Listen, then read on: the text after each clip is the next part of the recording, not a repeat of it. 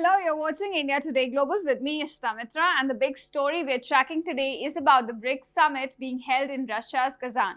Now, Prime Minister Narendra Modi is on a two-day visit to Russia to attend the 16th BRICS summit. And remember, this is Prime Minister Modi's second visit to Russia in 2024, which of course tells you about the importance of Russia, BRICS, and of course New Delhi's growing role in the changing world order. So joining me now to decode Prime Minister Modi's Russia visit, the agenda of BRICS summit and Prime Minister Modi's bilaterals to be held is Ambassador Ashok Sajjanhar. He was the ambassador of India to Kazakhstan, Sweden and Latvia and is currently the president of Institute of Global Studies in New Delhi. So thank you, Ambassador, for joining us on India Today Global. Thank you very much, Ishita. Always a pleasure to be with you. Thank you. All right. So, sir, first thing first, India attaches immense importance to BRICS. This is the message with which Prime Minister left the country today to attend the summit, and also when he just held a meeting with the Russian president talking about the organization, he said that BRICS has created its own special identity. So could you please break it down for us and for our viewers that how important is the organization for India right now, especially when India is facing some sort of pressure over exercising its strategic alignment? Yeah, I think it is a reflection. It's a very good reflection of the strategic autonomy that India exercises as far as its foreign policy is concerned. India has the best of relations with the United States, with the West Europe, Australia, Japan. India also is a member of the Quad with the US, Japan, and Australia. So we have very dynamic, robust relations as far as the West is concerned. And this is, as far as BRICS is concerned, it is a non-Western organization. I'd say it's not an anti-Western organization, but it's a non-Western organization because none of the G7 members is either a member or, even an observer or has any other... engaged in any capacity. Yeah, any other association or relationship with the BRICS. And if you look at the evolution of BRICS, it really started in 2001 through a suggestion by, the chief economist of Goldman Sachs, Jim O'Neill, who said that these four countries, at that time he had identified Brazil, Russia, India, and China, that these countries which have large area, which have large population, which have a large economy, that they will play a very significant role as far as global economics is concerned in the years to come. And then the first meeting was in 2006 on the sidelines of the UN General Assembly of the foreign ministers of these four countries. And the first summit took place in 2009 in Yekaterinburg in the Russian Federation. So after that meetings, all summits have been held every year. And this is the 16th summit for which Prime Minister Modi has gone there. He has attended each and every summit after he came to power in 2014. The first summit that he attended was in Brazil in Fortaleza, and after that he has attended all the summits. So basically the idea was that these four countries, and then it became 5 countries in 2010 when South Africa also joined, that basically these countries are not getting their due in a Western-dominated world. In the Bretton Woods institutions, that is the IMF and the World Bank, it is basically the Western countries, the more developed countries that have a much greater say. They dominate those organizations. And although the economies of these countries, particularly China and India, that they had grown, but still they were not getting their due. Their voice was not being felt. They were not being provided the same weight that their economic heft should have permitted them to. So they set up their own institution in 2009. We have the new development bank that was put in place in 2015. We had the currency reserve swap system that was also introduced around the same time.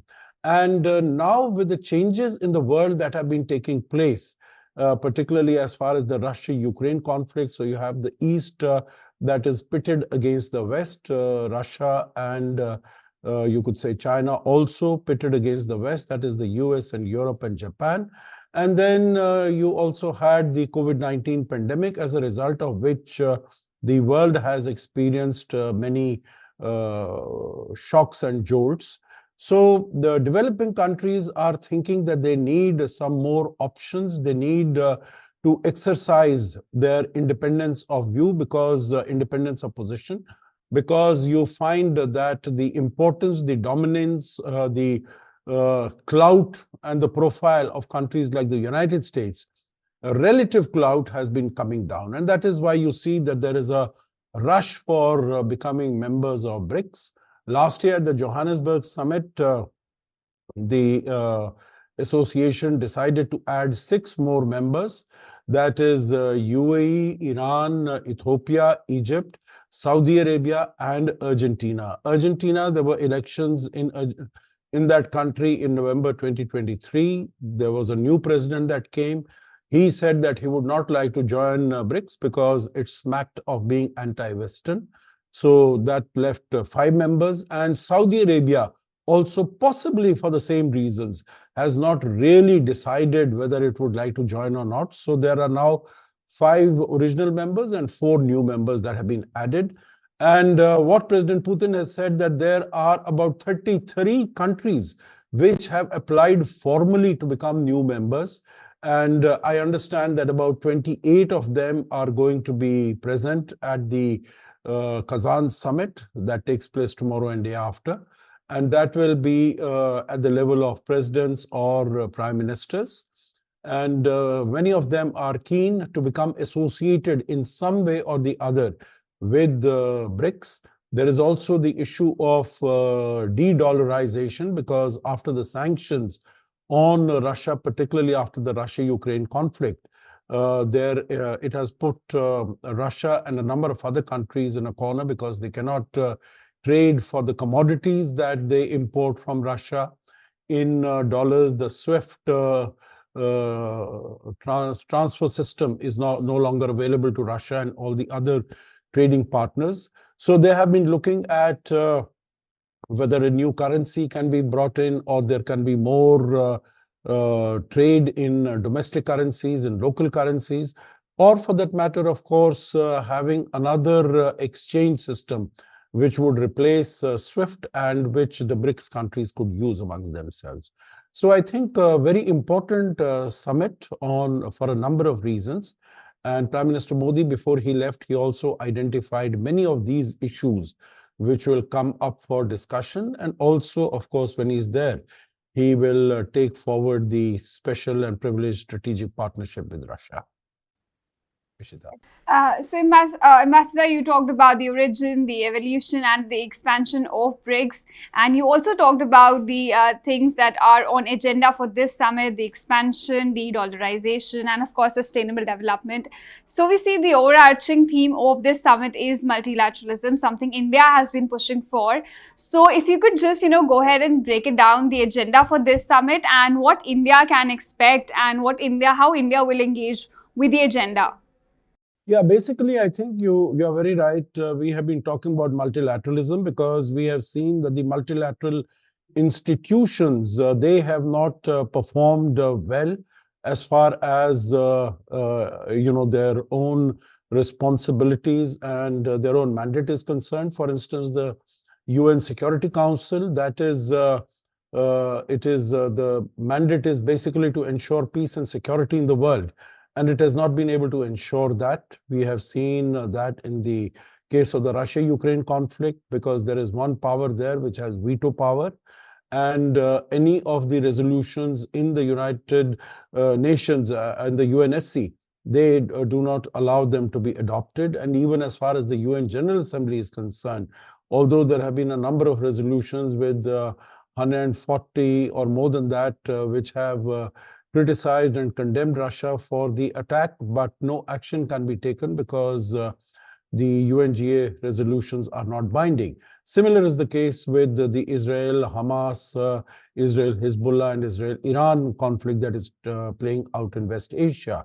So basically, the reason for that is because the United Nations, which was created in the wake of the Second World War in 1945, that has not undergone changes. There has been a lot of rebalancing in the global architecture because the numbers have increased, numbers of independent countries, number of UN members, that has increased.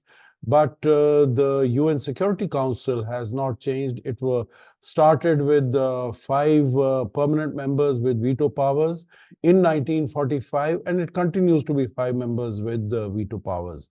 So that is one of the reasons. And also, as far as the World Trade Organization, that is the major global trade body, that has also not been able to acquit itself creditably, nor has the World Health Organization, again, because changes as far as the developed countries are concerned, in the case of WTO, the United States in particular, they see when their interests are not served, they hold that organization to ransom. And WHO, we saw that at the time of the pandemic, it was really not able to deliver. It was not able to provide support to the countries that needed the support that much. And also where the pandemic started from, that is China, it was not really able to take any action.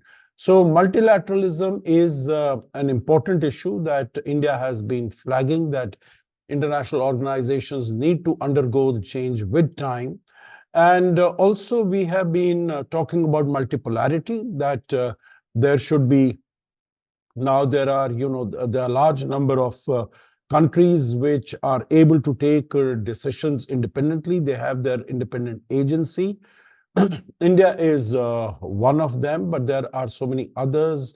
In Asia, there are several of them, and I think we can see, as far as the composition, the constituents of the G20 are concerned, there are so many countries whose economic weight and political weight and strategic weight has increased.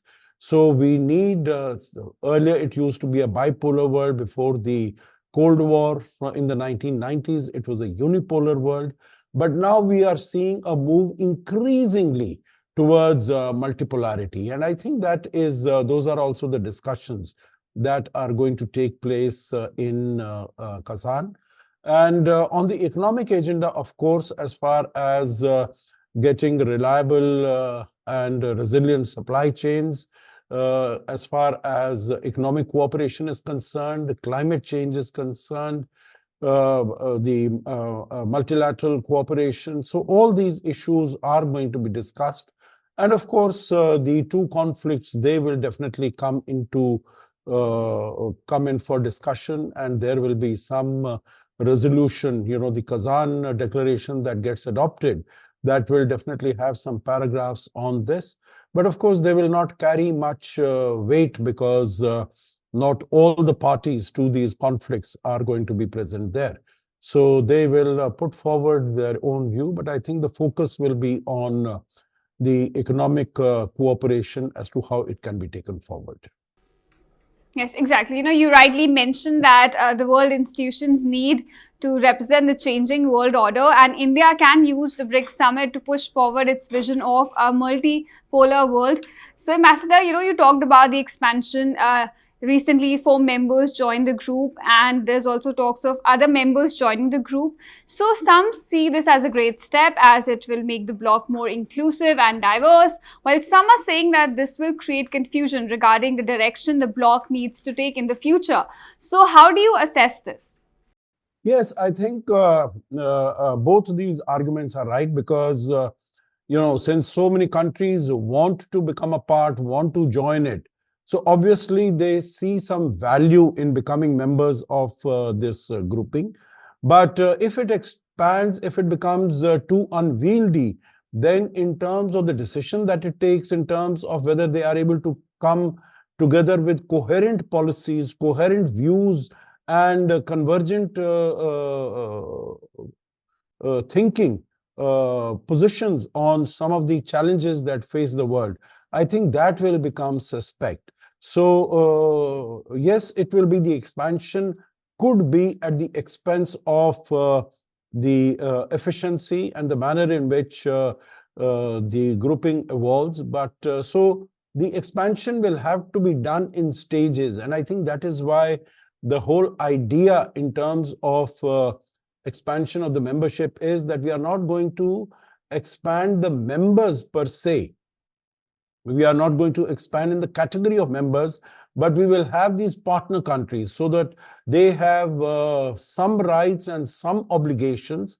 They are able to attend meetings, they are able to participate in meetings, but where there are policy issues or some other specific projects or initiatives are called, where some voting is required, then they might not be allowed to have full rights as other members.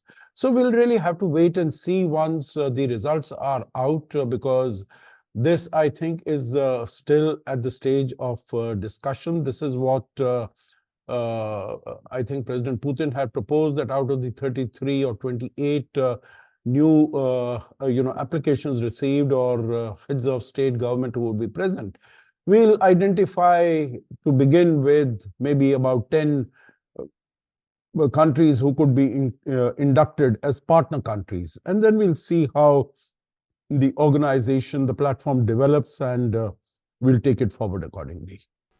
I think that's a very important point that you've raised about the expansion of the bloc in stages. So now let's come to India's engagement with the bloc. Ambassador, India has been emerging as a voice for Global South, whether it was getting African Union into G20 or New Delhi hosting the Global South Summit. So as an organization, how do you think India can push forward its leadership aspirations? I think, as far as the Global South is concerned, I don't think India wants to project itself as a leader of the Global South.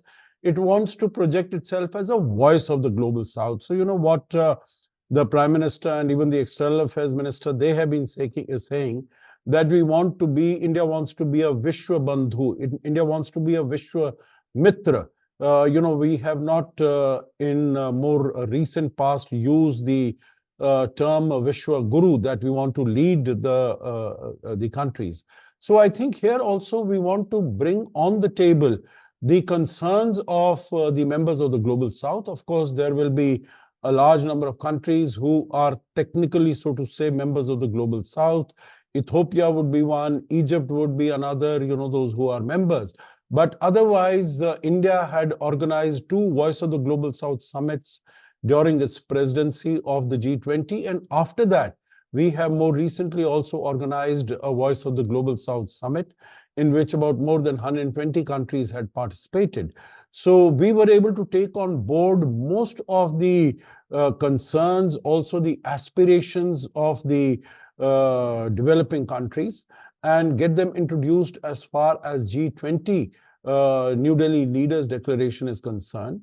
And also here also we will try to project that. You would recall that even in the UN General Assembly, India had sought to project the issues that are relevant, that are vital, that are critical as far as developing countries and Global South are concerned. So here also we will project that. I think it needs to be understood that BRICS is not a Global South platform, because Russia, in no sense of the word, can be considered to be a Global South country, nor can China be. It is the second largest economy. It's a big military power. And so I don't think, although it might seek to project itself as a member of the Global South, but none of the criteria, according to none of the criteria, would it qualify as a member of the Global South. So India is a country which will project the views, the thoughts of the Global South. Of course, other countries like Brazil, South Africa, they would be able to put forward their own views. And I think that is how India would like to take forward the discussions, particularly as far as the economic agenda is concerned.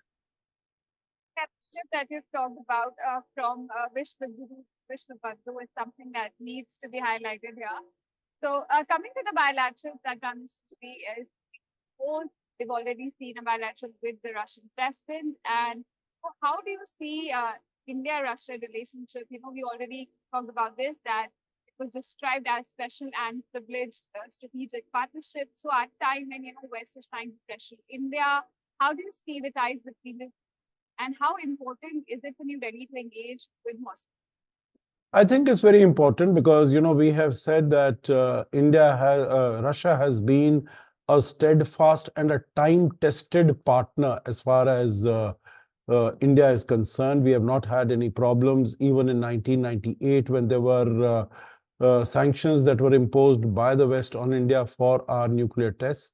Russia did not impose any sanctions. And I think the whole history of our relations during the Soviet times and even more recently, it has been a very steady and regular supplier of defense equipment, of nuclear technology, of nuclear processed materials and equipment. So Russia has been a time-tested partner, and we would like it to be that way. That is why India did not, although India spoke up when the attack on Ukraine took place, we did speak up for respect for UN Charter, UN principles, territorial integrity and sovereignty of countries. But we did not directly criticize or condemn Russia. And we have continued to take discounted oil from Russia because we have, it's in our national interest. We have, our people would not have been able to bear the burden of paying very high prices for energy, for petrol, for gas, and which it would have become if India had also sought to import oil from the Middle East, because the whole of Europe was importing oil from the Middle East since imports from Russia had stopped. So we have continued to do that, and we have tried to explain the rationale to the West. I think there is, if there is not support, there is definitely grudging acceptance of the rationale of India to continue its economic ties and its political and strategic ties with Russia. And we saw that when Prime Minister Modi visited Moscow on the 9th and 10th of July, and then again he's there for a 2-day visit within about 4 months or so. So it speaks about the vitality and the dynamism of the bilateral relationship, that India decided to use its strategic autonomy to the fullest extent. Even when there was pressure from the West, it did not succumb to it. So I think it speaks of the trust and confidence that the leadership of the two countries have in each other, and their determination to continue to strengthen it and take it forward. Master, you mentioned the Russia-Ukraine war. We have seen that India has consistently been advocating for dialogue and diplomacy to resolve this conflict. So how do you see India's role as a mediator, given that New Delhi has been engaging with both the sides here?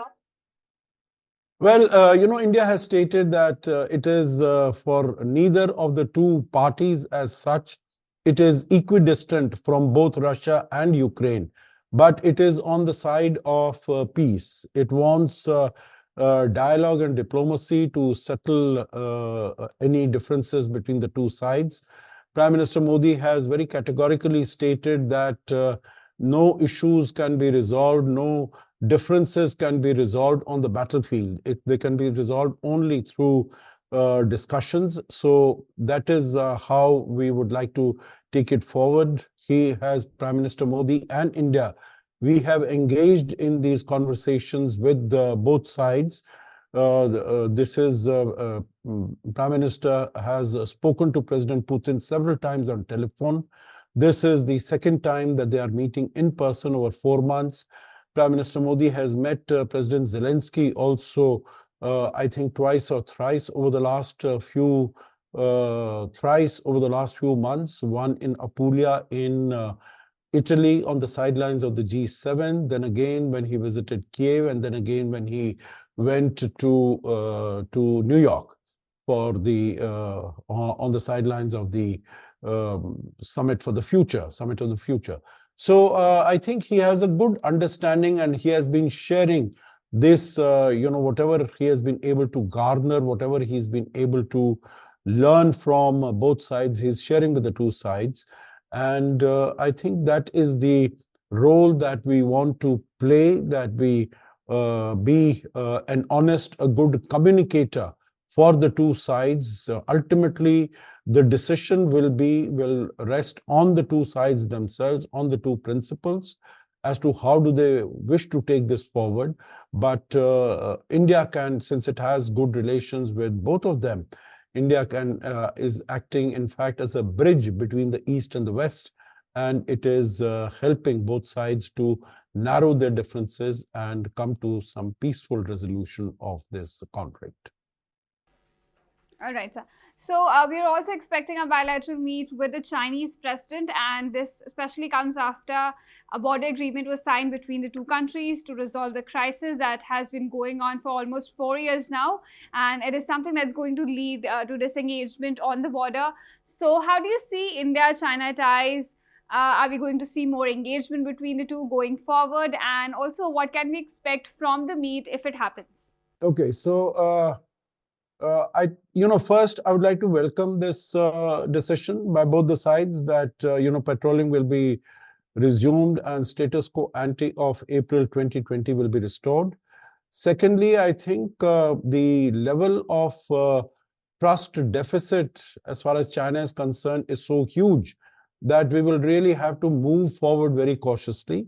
I don't think any agreement as such has been signed so far. What I understand is that there is an understanding that has been arrived at between the two sides. So we'll have to see what are the details, what is the finer print as far as this understanding is concerned, how far can this patrolling go, have we been able to resolve the issue of patrolling in Depsang and Demchok, and going forward, how will the de-escalation take place and the de-induction of troops from the border will take place. So it's a good first step. It's a good positive move that needs to be welcomed, and it could result in a meeting between President Xi Jinping and Prime Minister Modi.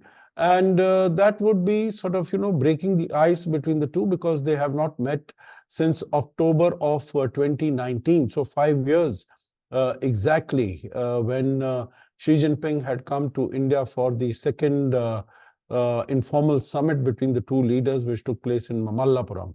So it would be a good move, because I think both the countries are big countries, 1.4 billion people, rapidly growing, rapidly advancing, and they cannot wish each other away. And normal relations would be to the benefit and advantage not only of the two countries, but of the world in general. So I think it will be good if the meeting takes place, and then ways would be identified for further normalization of bilateral relations. All right, sir. So I know you've talked about this before as well, but my last question to you is there's going to be a joint statement coming from the Kazan summit. So if you could just briefly sum it for us, what can we expect? I think basically all the major challenges of the world, they will be contained in that. President Putin has also spoken about, some payment system which would be an alternative to the SWIFT payment system from which Russia has been evicted. So there could be some reference to that as to how trade between the BRICS countries could take place, or that in the domestic or local currencies it could take place. Of course, as far as expansion is concerned, the challenge of terrorism, the challenge of climate change, the challenge of multilateralism, and of course the conflicts around in the world, in West Asia, Russia-Ukraine conflict, some of the other conflict areas in the world. I think they will, some of the other challenges in the world, they will definitely be included. I think it's going to be a substantive declaration, so we'll really have to wait and see as to what all is included. I'm sure issues like North Korea and so on and so forth might not be included, except in very generic terms. And there would be references to peace, security, stability in the region and in the world, and how the BRICS countries can cooperate, work together to work towards that. Well, thank you, sir. That's Ambassador Ashok Sajjanhar for you summing up what can we expect from the Kazan summit, and of course, what could be the likely outcome. So thank you, Ambassador, for speaking to us, and stay tuned to India Today Global for more such videos.